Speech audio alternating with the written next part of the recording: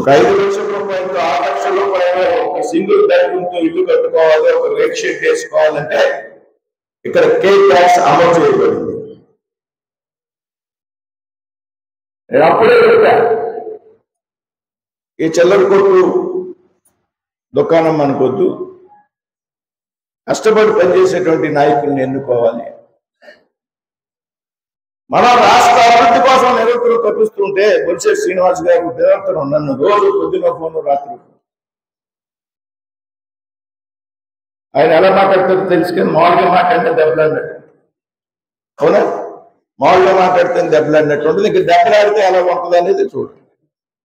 బుర్రంచుకుని కూర్చోన్నాడు, ఏం తెలియదు. రోజు 2 ఢిల్లీలో ఉన్నా, ఎక్కడున్నా ఈ విధంగా పెద్ద ఎత్తున మనం తాపత్రయపడుతుంటే, కష్టపడి పనిచేస్తుంటే, ఈ మధ్యకాలంలో కొంతమంది మాట్లాడి కాలు తీసేస్తాం, చేయి తీసేస్తాం, చంపేస్తాం, నరికేస్తాం.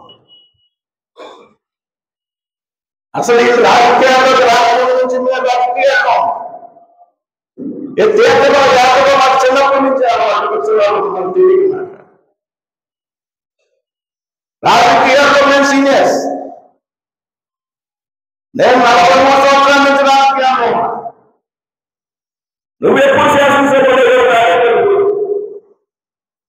నువ్వెప్పుడు శాసనసభ్యుడు తీసేస్తానంటే, నరికేస్తానంటే చూస్తూ ఊరుకునేటువంటి డబ్బుతో కోరిన కార్యకర్తలు కావాలనేటువంటి విషయాన్ని నీకు వేసేదానికి తీసేదానికి ఖర్చులు కట్టాలి కావు.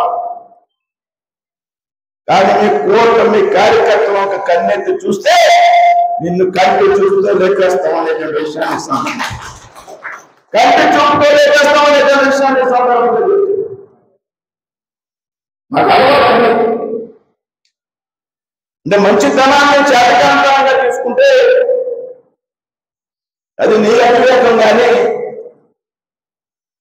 నువ్వు అనుకున్న విషయం సాధ్యం కాదనేటువంటి విషయాన్ని సభ